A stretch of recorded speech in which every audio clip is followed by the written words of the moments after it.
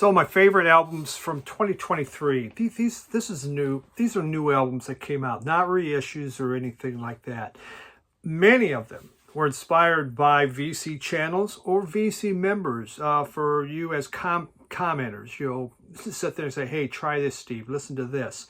Now, if I bought everything that people suggest, I truly would be broke. But there's been a lot of great suggestions, and a lot of this came through channels.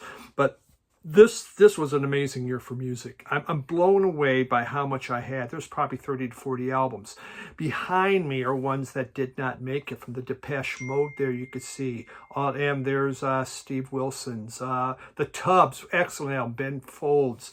You know, I had Portugal the Man, Seabite, Farmer Dave, all excellent. Witch had a nice album. Orchestra Macabre was wonderful. Jenny Lewis put out an album that was great. Nico Case, Ogassa, which is an Afro-punk band. Lana Del Rey, Tenaran had one. Jason Isbell had a very good album that came out. Guided by Voices, Margot Price. These are all ones I bought. Pill. Again, just there's only so much, you can only show so much. Blonde soundtrack. So it really was an incredible year for music. So, I could not have been happier. Highlight for my year was my trip down to North Carolina. Meet up with Dave, the vinyl ambassador. He treated me to a Weezer concert. He had tickets for that. We went to Weezer, to a ball game. Went out, met Dylan at Noble Records, met the Zonk Man, Steve Bender, Art, North Carolina Picker, Kendall, the Spin Doctor Mayhem, John, Digital Gramophone, and Eric Weinbender. And so it was just, what a wonderful day that was. Just such a good time. And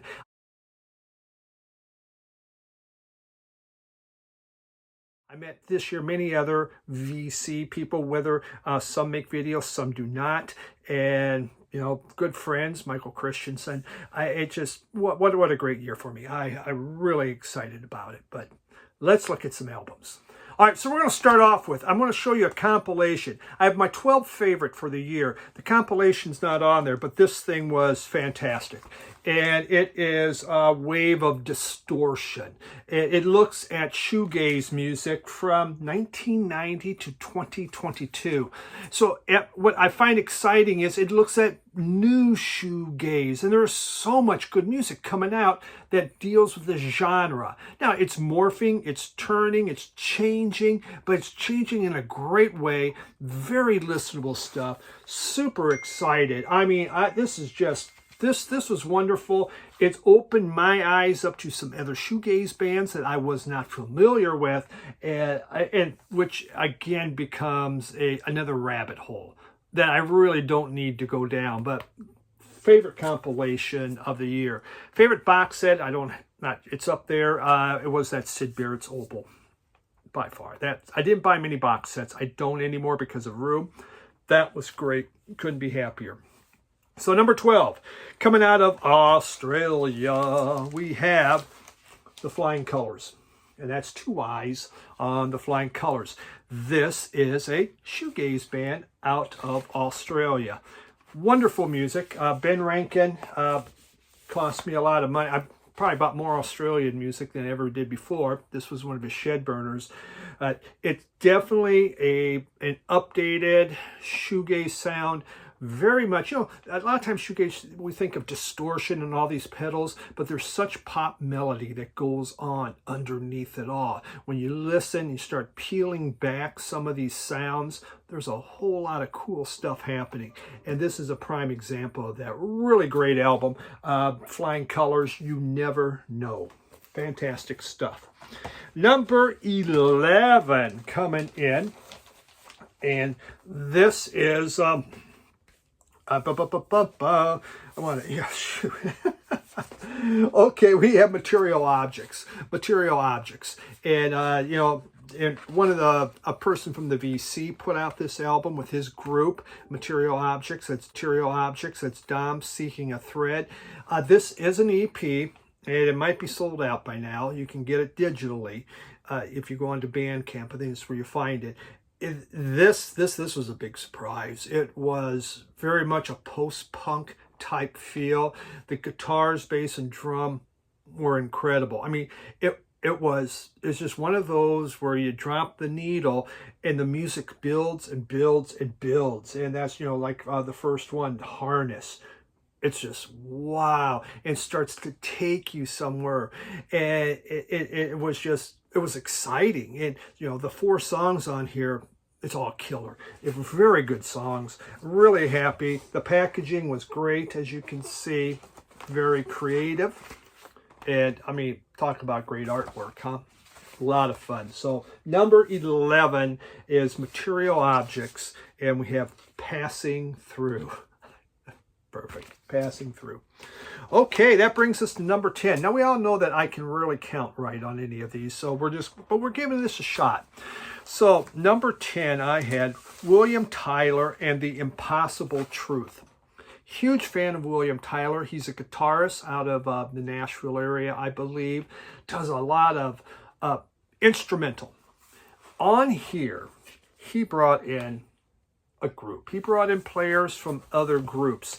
And they took his music and they put a lot of substance behind it, a lot of power. William Tyler and his electric backup band, The Impossible Truth, refashioned prime cups from the Nashville guitarist's rich catalog, featuring a cracking combo of Jack Lawrence from the Raconteurs' Dead Weather, Brian Kotzer from Silver Jews and Country Westerns, and Luke Schneider from Margot Price's Orville Peck Band. And so what they did is they just made this very powerful. It was great to hear these songs because a lot of times William Tyler's playing by himself. Maybe there might be a little drum or something in there, but you don't get a lot of other instrumentation. Not on this. And so to hear these songs rounded out like that was pure excitement. And of course, it has my favorite, Highway Anxiety, one of my all-time favorite songs, which they put a lot of muscle behind it. This was great. Number 10, very excited to be able to pick that up. That brings us to number 9, and I am counting correct. I'm feeling really good about this right now. One of the newer ones that came out from, once again, the Australia Civic. And we have Taken by Force. And it is not surf rock. It's kind of more punk rock.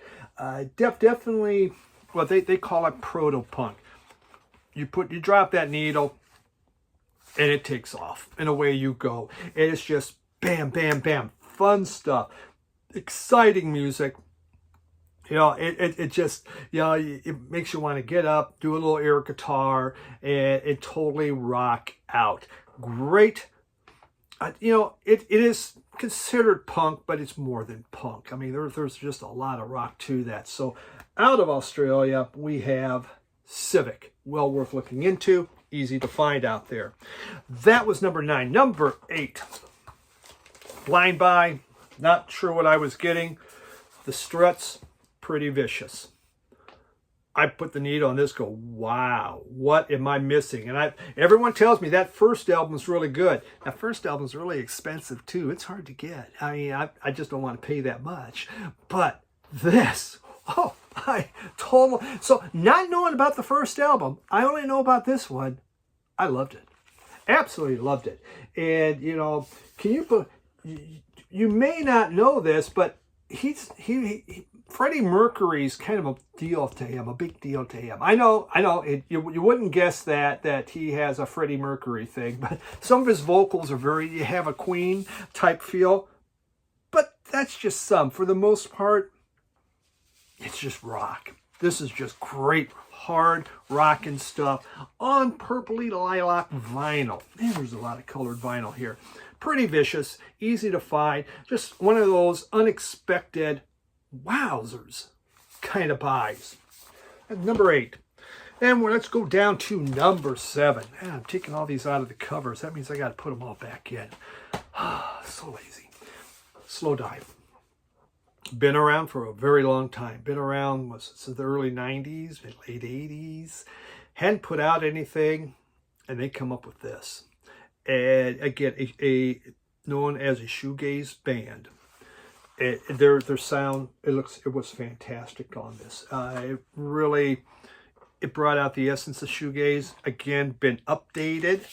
So it was so much more. Vocals are kind of buried down within the mix, which is how it normally is, and a lot of effects being done. This was a beautiful album, and it was worthy of many spins just to sit back and enjoy what you were hearing. So really happy, that Slowdive came back. A lot of these older groups, a lot of times I don't buy their albums. I'm just worried I'm going to be disappointed, because I have that album that I really love of theirs.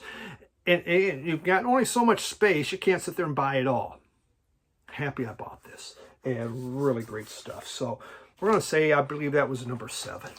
6, 5, 4, 3, 2, 1. I'm doing pretty good. Okay. Number 6. The Men. I believe they're out of New York. Yeah, they are. Out of Brooklyn, New York.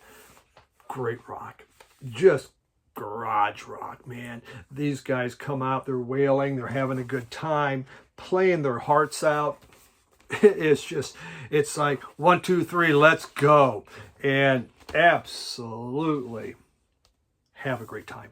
It's just a fun album. Is there any black vinyl? Maybe I don't buy black vinyl anymore. Sure seems that way. Well worthy looking into, playing.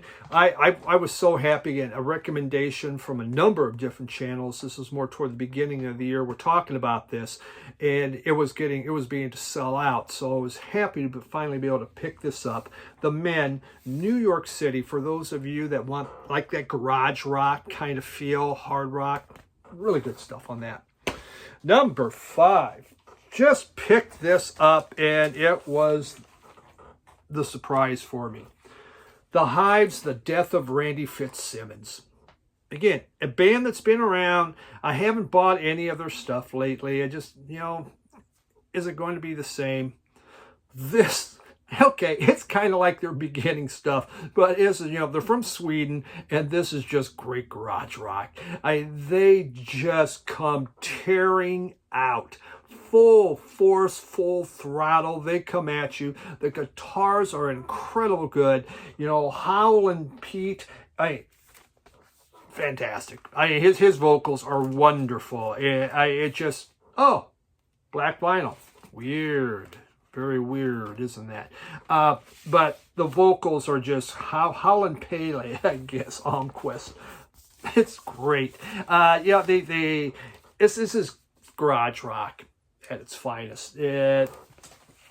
Just the matching suits are so awesome. They've always been really good at that. Super. This is a great comeback album. Somebody had said, hey, the last couple have kind of sucked.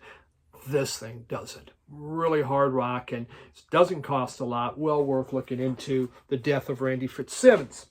That brings us to number 4. This came out early in the year. I was so happy. Altongoon, Ask. They got back to their Turkish psych. I believe they're out of, was it the Netherlands, is that? Belgium? They're up, they're there. They're out of Europe. They're one of them. It's not Denmark, maybe Netherlands, possibly. But they played Turkish psych. But they were getting away from that. On this album, they come back, and they immerse themselves once again into Turkish psych, which their first album was very much all about. If you like Turkish psych, this is incredible. If you don't know what Turkish psych is, listen to this. You'll get a good idea. It was just, I was so excited. I've bought their last few albums, and it's like one of those things, ooh, fancy pants vinyl. Thank you, Sam Vinyl Douche. I took that from you. And the last few albums were good, but I wasn't blown away. This one is number 4, and for a good reason. Really, that Turkish psych vibe is back full force on this. Really great stuff. Super excited to have that. Number 3, out of Oakland, California, we have, and it's a brand new group, the 1981 Move On, their first album, first full album.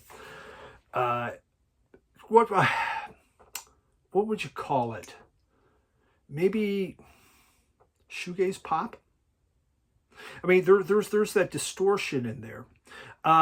Fuzz pop, maybe, because, I mean, things are distorted, but yet the vocals are beautiful. I mean, and they really there's a pop sensibility to the music. It's a two-person group, but it's big. The sound is big, and there's some videos you can pull up on YouTube from the 1981, and it totally blew me away. This was one of those great little finds that, again, it was shown in the vinyl community. There was colored vinyl of it, but someone, was slow in getting it.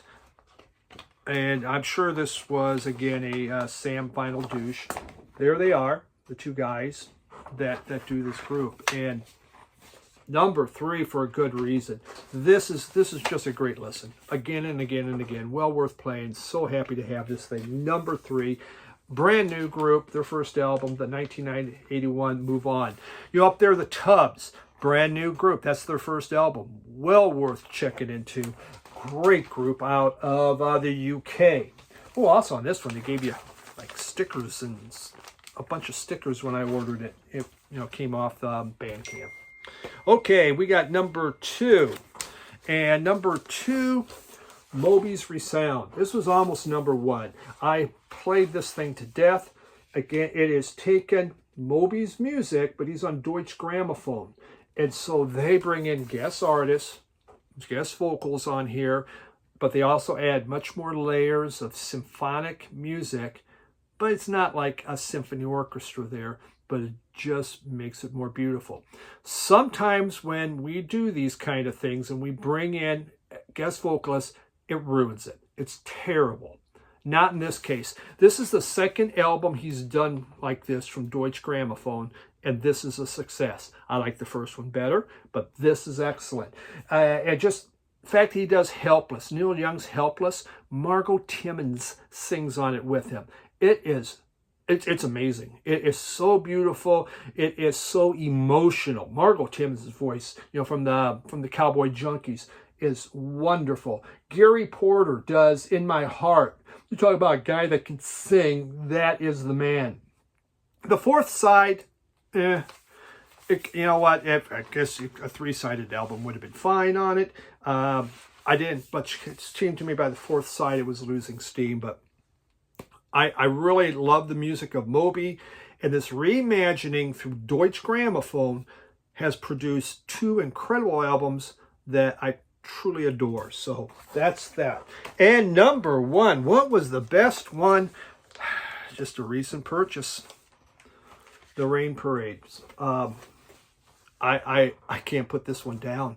There are so many good tunes. You talk, the Paisley Underground.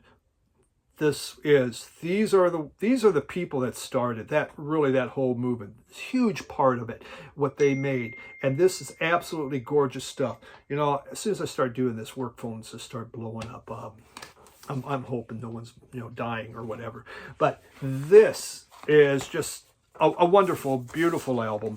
I could not have been happier about it.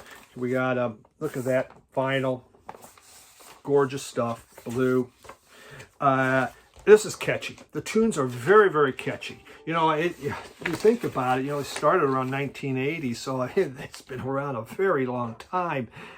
But yet they're there, and it's still that Paisley Underground, that jangle pop going on, beautiful lyrics, just pop sensibility. They really did great. Last Days of a Dying Sun. Well worth pulling up and listening to some of that. So there he is. That's my top 12 of the year.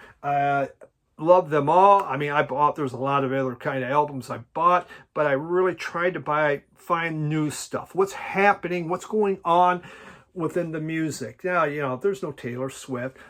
I might have liked that. I don't know. There's only so much room. I tried to kind of stick to things that really appeal to me. So hope you enjoyed that. And